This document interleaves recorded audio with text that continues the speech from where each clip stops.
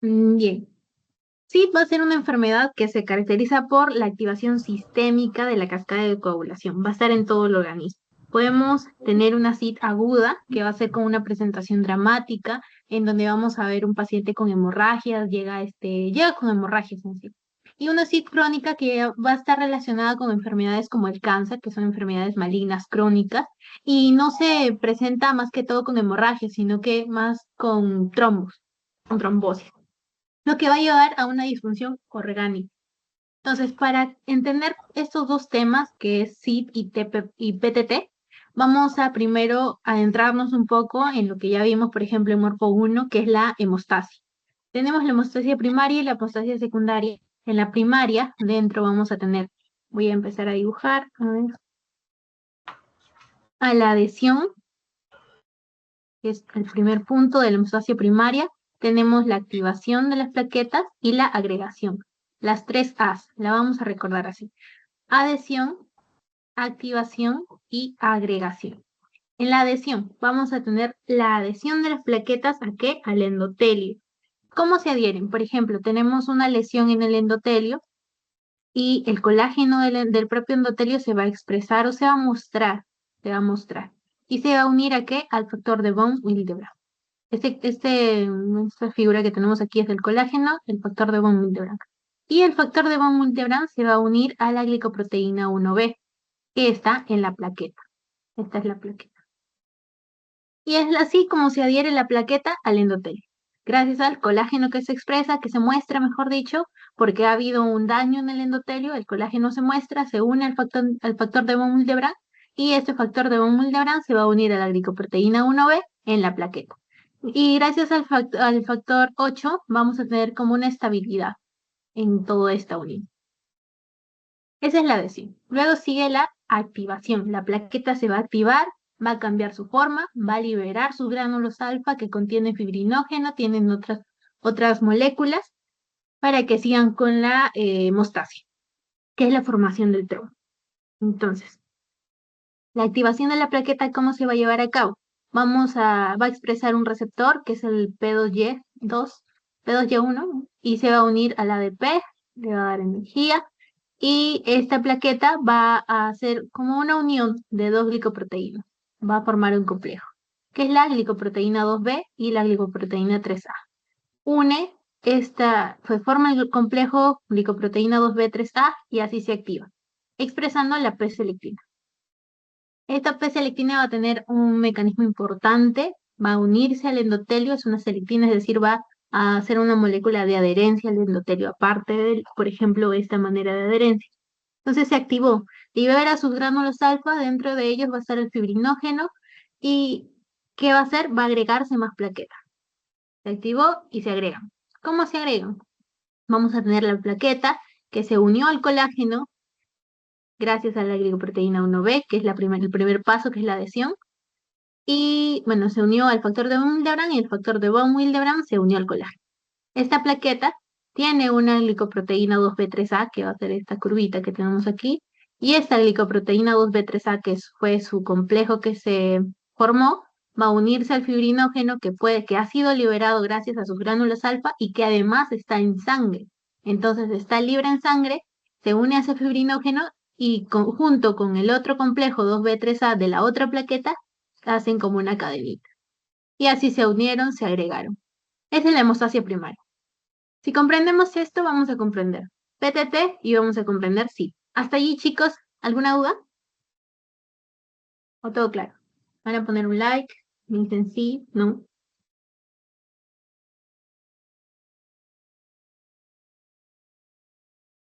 ¿Cómo vamos? Solo es un recordatorio de lo que ya habíamos visto.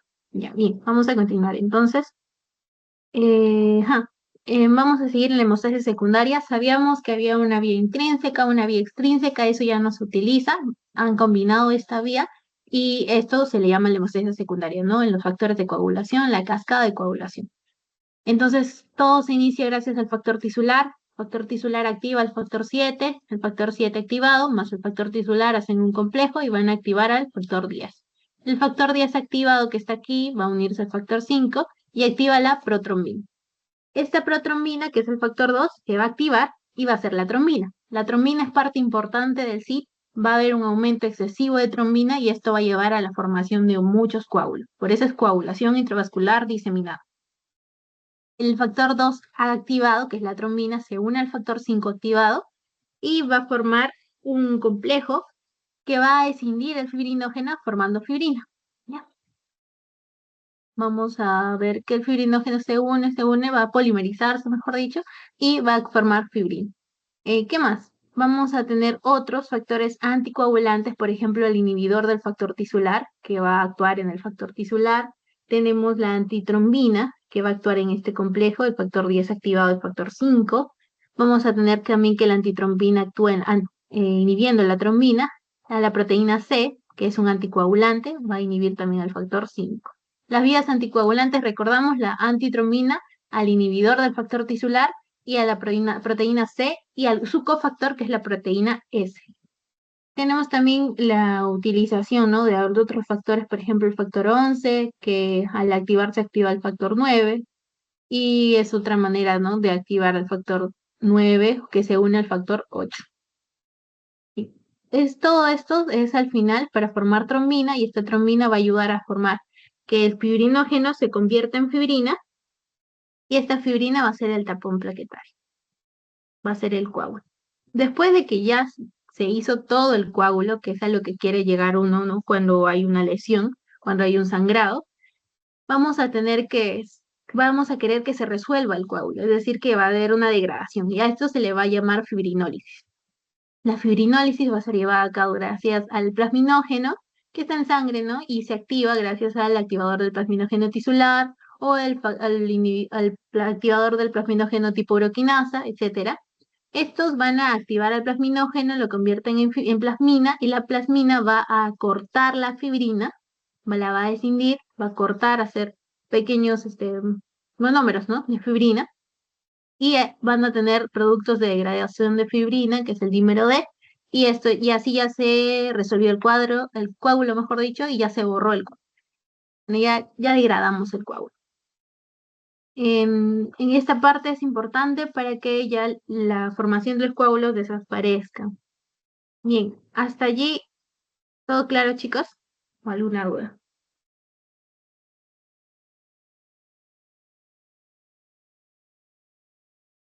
Ya. Entonces, lo importante es que se va a formar la trombina para que el fibrinógeno se convierta en fibrina. Y esta fibrina es el coágulo. Se degrada gracias al plasminógeno. Bien, la epidemiología de la enfermedad, vamos a ver que está en el 1% de los pacientes hospitalizados, del 30 al 50% en pacientes con sepsis y el 40% en pacientes con traumatismos graves. El 20% va a ser en pacientes con síndrome HELP y el 66% va a ser por embolismo del líquido amniótico. Entonces ya estamos viendo las principales causas de SID.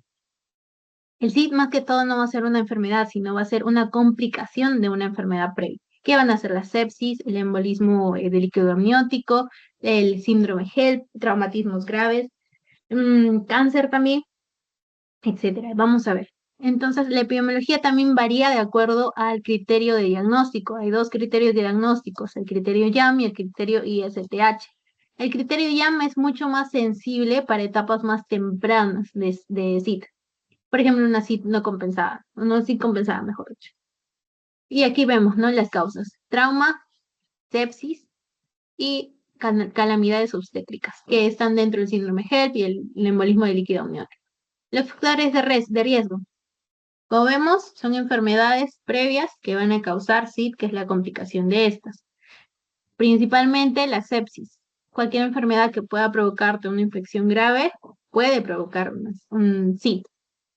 Traumas, lesiones craneales, embolias grasas, lesiones tisulares, etc. También tenemos a la malignidad como punto importante, que van a ser los tumores, los cánceres hematológicos y las calamidades obstétricas, como la preeclampsia, la eclampsia, la embolia del líquido amniótico, el síndrome HELP, que va a ser H de hemólisis, E de enzimas hepáticas elevadas y la P de recuento bajo de plaquetas. También tenemos otras enfermedades que también es bueno resaltar, por ejemplo, la pancreatitis severa también puede causar SID y la cirrosis hepática grave. Esos vamos a resaltar. Pero principalmente son tres: sepsis, trauma, calamidades obstétricas. Estos tres van a ser los principales.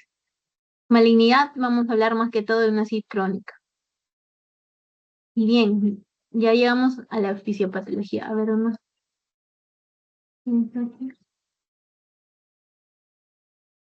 Ya está. Bien, la fisiopatología.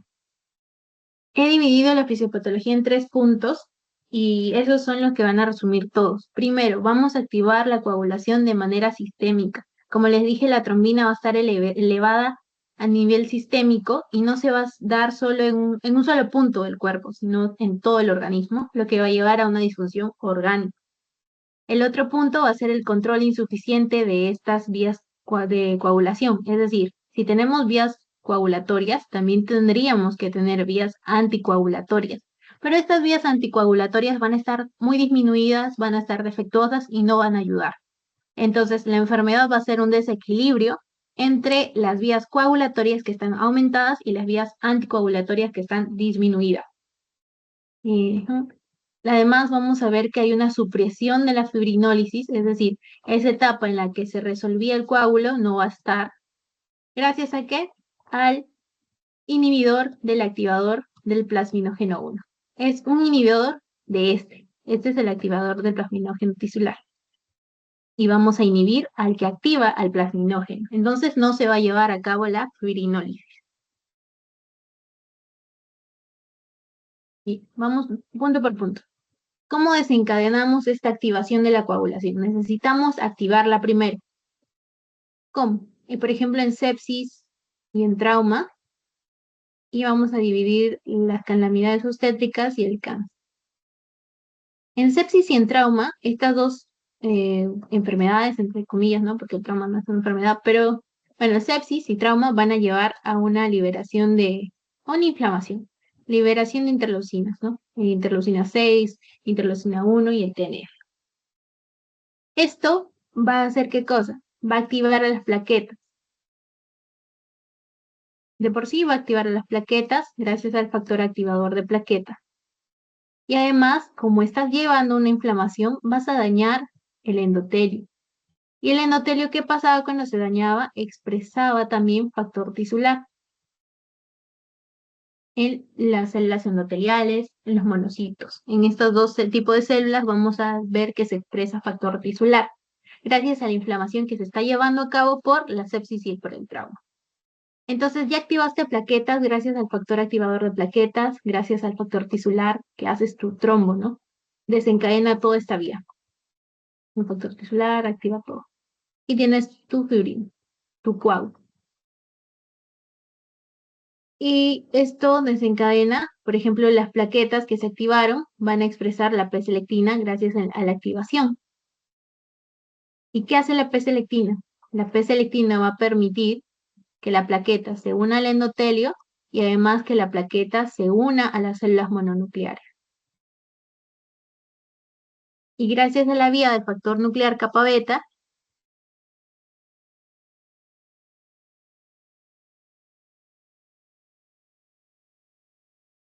gracias a la vía del factor nuclear kappa beta se van a liberar o activar a las células mononucleares y estas liberan proteínas proinflamatorias, por ejemplo, las citoquinas y quimiosinas.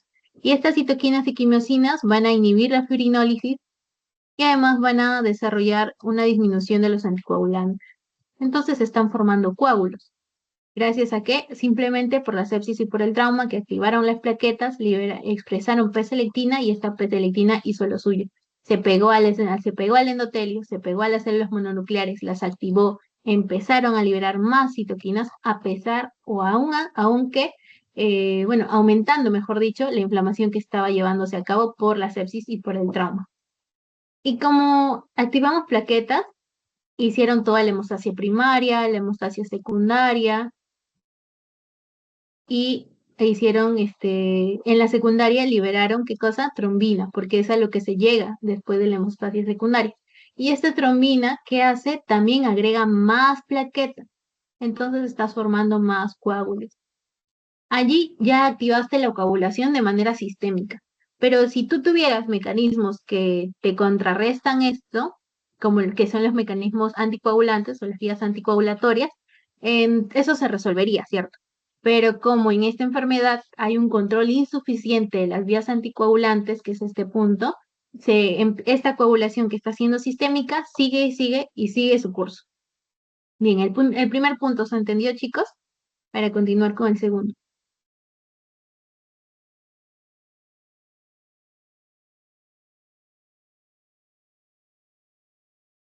Mm, Entonces, desencadenamos la activación de la coagulación de manera sistémica gracias al aumento excesivo de trombina, que hizo que se agregaran más plaquetas. Activamos el factor tisular, formamos más coágulos, activamos plaquetas, activamos la P-selectina. Esta P-selectina hizo que las plaquetas se adhieran al endotelio, formaran más coágulos porque siguen agregándose más plaquetas. Activaron a los monocitos, a las células mononucleares, y estas, gracias al factor nuclear kappa beta, la vía del factor nuclear kappa beta, liberaron proteínas inflamatorias. Y esta activación de la coagulación tiene que propagarse, porque como les dije, es sistémica. Es diseminada, ¿no? Como dice su propio nombre, coagulación intravascular diseminada. Entonces, estas son las vías anticoagulatorias que les dije. Antitrombina, proteína C, el inhibidor del factor tisular y la fibrinólisis desactivada. Todas estas van a llegar a un punto en el que se van a eliminar. ¿Cómo? La antitrombina. La antitrombina es una proteasa, es una proteína. Entonces, en el SID o en sepsis y en el trauma que van a generar esta enfermedad, este SID, van a disminuir la generación o la producción de proteínas. Entonces, ya por esa misma razón, la antitromina va a estar disminuida. Pero, ¿qué más? En el SID vamos a ver que existe una inflamación que va a ser bastante grande, ¿no? Por las causas que provocan este SID, por ejemplo, sepsis. Entonces, la inflamación va a hacer que el endotelio sea más permeable, daña las células endoteliales. Es más permeable y la antitrombina puede extravasarse, puede irse al intersticio. Se libera aquí y va a haber menos antitrombina en sangre, en el vaso sanguíneo. Disminuye, ya disminuiste de dos maneras. Y además, en SID vamos a tener daño, por ejemplo, hepático. Y esto va a hacer que se disminuya la producción de proteoglucanos. Y uno de los proteoglucanos que es anticoagulante ¿cuál? ¿Qué anticoagulante del endotelio recuerda? Tenemos proteína, bueno, no es del endotelio, ¿no? Pero anticoagulantes tenemos la proteína C, la proteína S, ¿qué más? ¿Alguien recuerda? Empieza con H,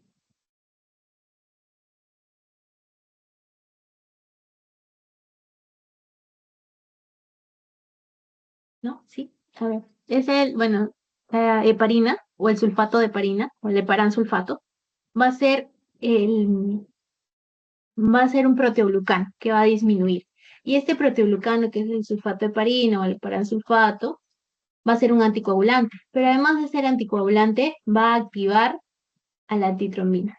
Entonces, como disminuye, al que va a activar a la antitrombina también disminuye. Entonces, tenemos tres maneras en que la antitrombina está disminuida y ya no puede hacer eso, que es inhibir a la trombina o inhibir, por ejemplo, al factor 10 activado para que no se formen fibrinas, para que no se sigan formando más coágulos.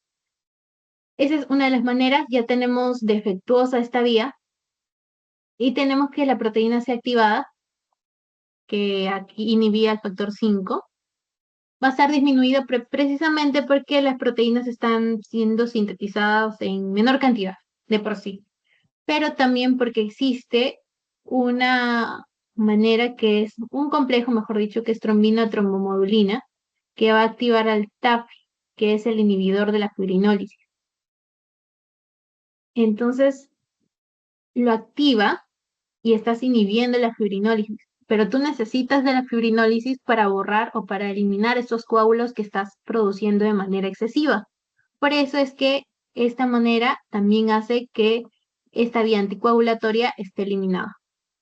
tienes más trombina, trombomodulina y activas de mayor manera al TAF.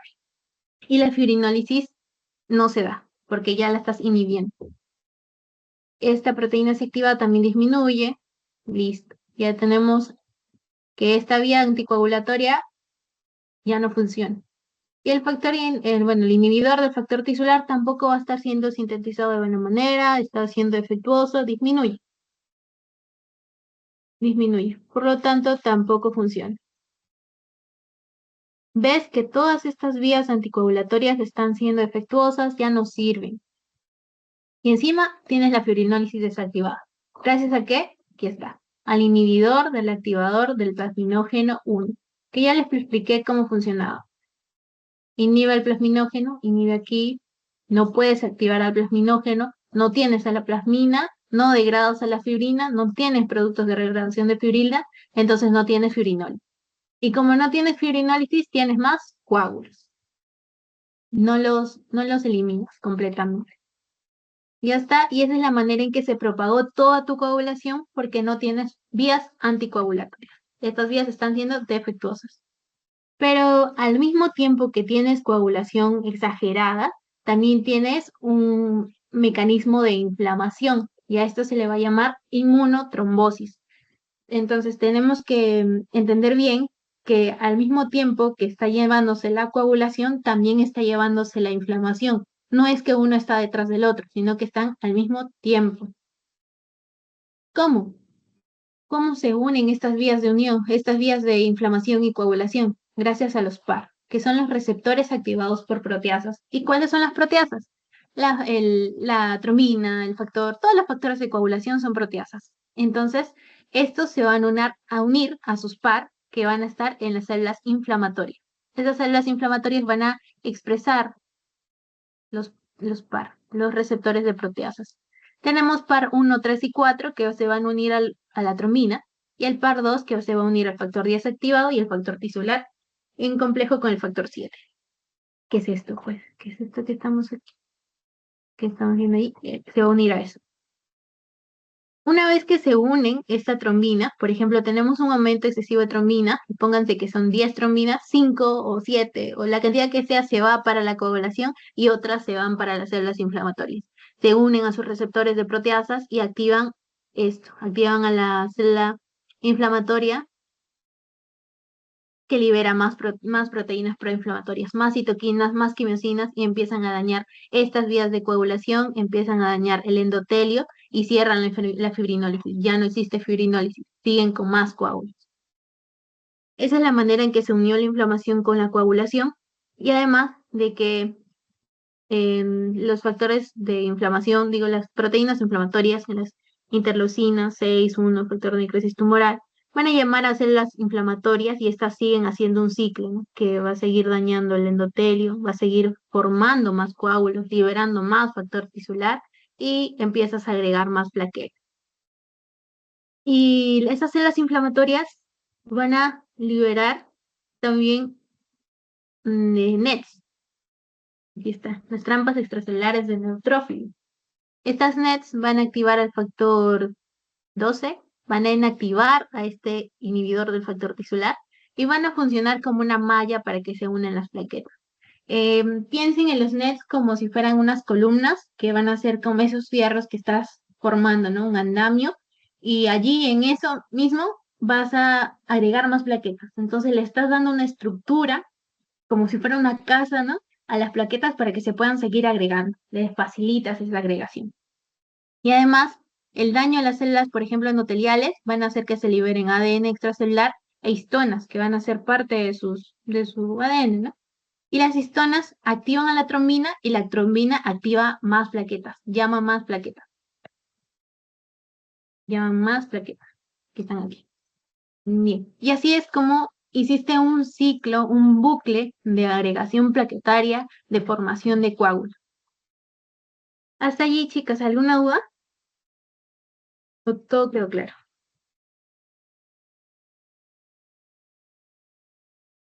Me confirman.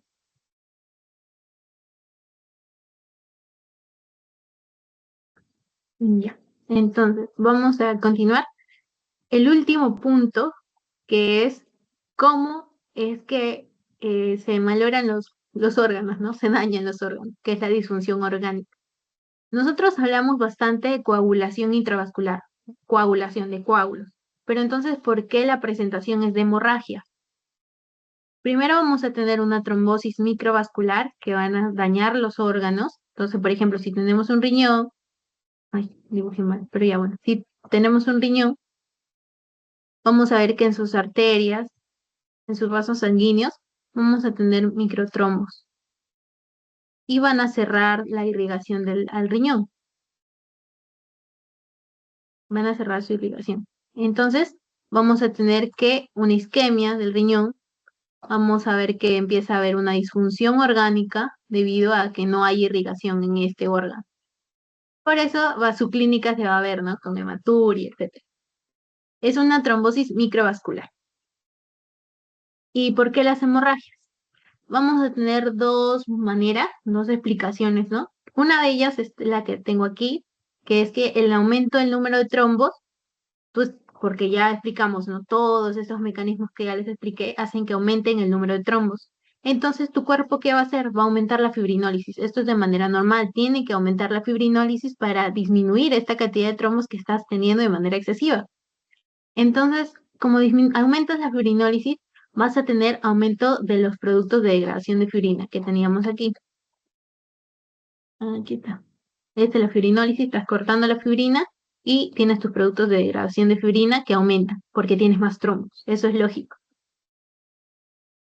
Ajá. Y este aumento o esta degradación de la fibrina va a impedir que ya formes nuevos coágulos, porque el cuerpo detecta, ¿no? Tienes demasiada degradación, tienes demasiados desechos, entonces te dicen, no, ya no formes más coágulos, ya no agregas más plaquetas. Por eso hay una disminución de la cantidad de trombos.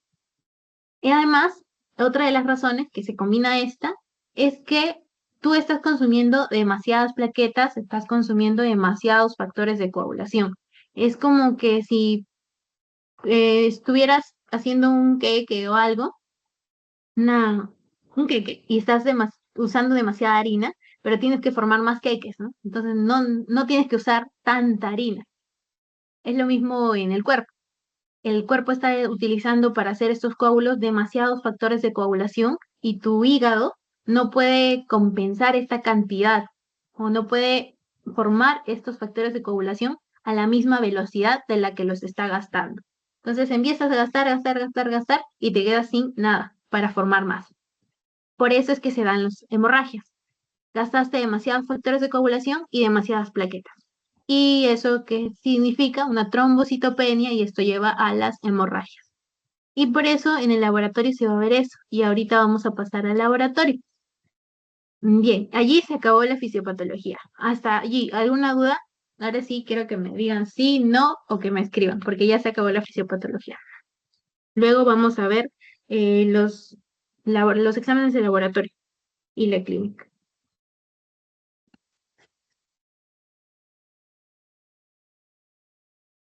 ¿Sí? ¿Todo ok? ¿Todo claro?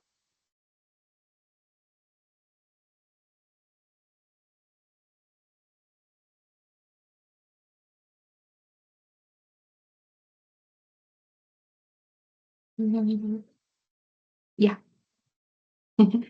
Bien, entonces vamos a ver por qué el laboratorio así.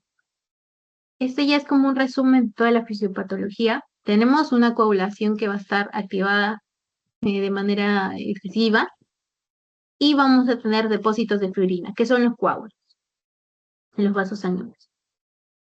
Porque tienes el aumento de coágulos, vas a consumir plaquetas. Aquí está. Consume plaquetas, lo que hace que disminuyan tus plaquetas. No es, tu médula ósea no va a estar formando, o sea, no se forma a la misma velocidad. Por eso disminuyen plaquetas. Y la disminución de plaquetas se va a ver como trombocitopenia y esto va a llevar al sangrado. Aquí está, libre. Entonces, otra de las maneras también, otro de los puntos, el depósito de fibrina va a consumir factores de coagulación. Por lo tanto, tu tiempo de protrombina o el tiempo de coagulación, que es la PT y APTT, va a estar aumentado. ¿Por qué? Porque no tienes factores de coagulación.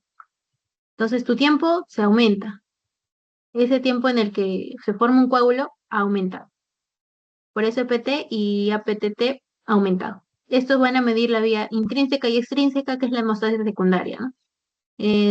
La cascada de coagulación la va a medir. Y como está aumentada, vas a sangrar, hemorragia. Además, los depósitos de fibrina, que son los coágulos, van a llevar a la fibrinólisis aumentada. Como ha aumentado la fibrinólisis, tienes más productos de degradación de fibrina, que son la consecuencia. El aumento del dímero D, que es la degradación de la fibrina. Aumenta el dímero D, aumentan los productos de degradación de fibrina, y eso lleva al sangrado. Ya tienes la explicación del sangrado. También tienes una activación de los neutrófilos por la propia inflamación. Se forman los NETs, se liberan ADN, se liberan histonas. Estos van a llamar más plaquetas, como les dije, llaman a la trombina y la trombina llama más plaquetas. Y las plaquetas van a formar estos coágulos que están aquí, los depósitos de fibrina. Y eso hace una trombosis microvascular. Inhibes ese riego sanguíneo, esa irrigación sanguínea a los órganos, le haces isquemia a los órganos y llevas a una falla orgánica. El daño al endotelio que estaba llevándose a cabo por la inflamación y por la agregación plaquetaria, va a llevar también a la trombosis microvascular y a un daño orgánico. Y así es como se resume la fisiopatología. Es una enfermedad, sí, es bonita. A mí me gusta los temas de hemostasis y esto. Así que vamos a seguir, a ver, con la clínica. Esto explica toda tu clínica, así que no vas a necesitar memorizar. Signos vitales, shock hipovolémico. ¿Por qué? Porque estás teniendo hemorragia. Hipotensión, precisamente, está dentro del shock hipovolémico. La hipotensión, la taquicardia como mecanismo compensatorio para seguir irrigando o para seguir llevando sangre a todos los órganos. En la piel, petequias, equimosis. ¿Qué más? Tienes epistasis en la mucosa, sangrado gingival. ¿Por qué? Por la trombocitopenia. Disminuyes las plaquetas, disminuyes la coagulación, por lo tanto tienes sangrados y eso se muestra como petequias, como equimosis, como epistasis, como sangrado gingival o gingivorragia, que es el sangrado gingival. En el riñón, aquí faltó. ¿Cómo se dibuja? En el riñón, si estás teniendo un daño orgánico, un daño en el riñón, vas a llevar a la hematuria, a la oliguria. Disminuyes la irrigación del riñón, por eso la oliguria. El pulmonar, hemoptisis, hemotórax, síndrome de dificultad respiratoria. Neurológicos, ya tienes precisamente un accidente cerebrovascular hemorrágico, puede ser o puede ser isquémico. Puede también cefaleas, convulsiones, debido a que estás cortando la irrigación sanguínea hacia el cerebro. Puedes tener trombos también en esas arterias. Y en el diagnóstico, como les dije, teníamos dos score o dos criterios que van a ser el ISTH y el YAM. Y vamos a tener que calificar dependiendo a los criterios, por ejemplo, el recuento de plaquetas, los aumentos de de dímero D, que son los marcadores de fibrina, el TP prolongado, el nivel de fibrinógeno. Vamos a calcular la puntuación y aquí tenemos, ¿no? Si es mayor a 5 puntos es compatible con SID y si es menor a 5 va a sugerir que no tiene SID. El criterio YAM van a tener también los criterios de SIRS que van a ser de sepsis. Las plaquetas vas a contarlas. ¿Qué tendrías que tener? ¿Plaquetas disminuidas o aumentadas?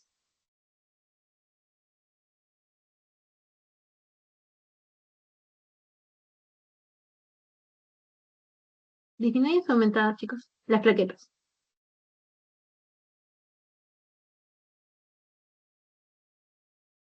Vamos vamos a ver la respuesta. Disminuida. Muy bien. Porque estás teniendo un consumo de plaquetas excesivo.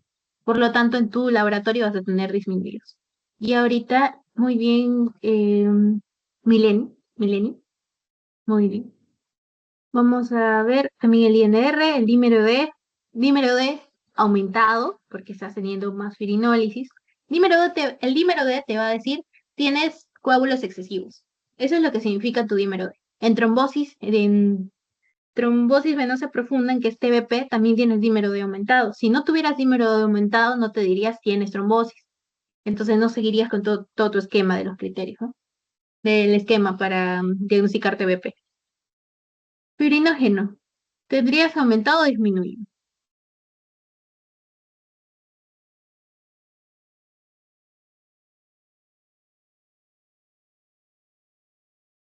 Aquí tenemos el resumen y aquí te va a decir, aumentado o disminuido.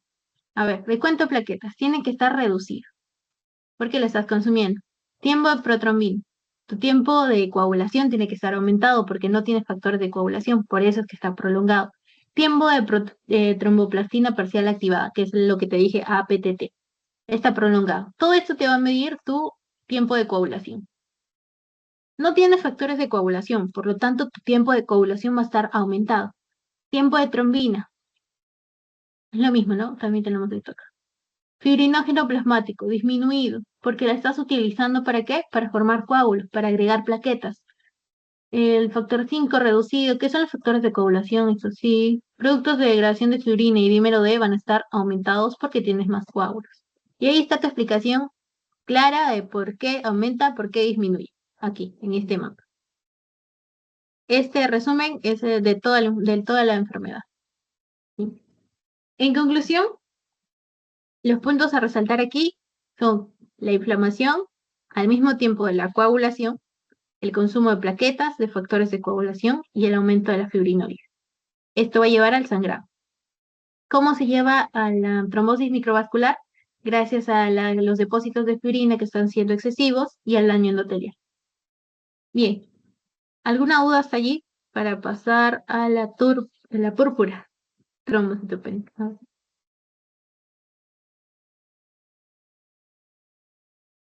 Ya está.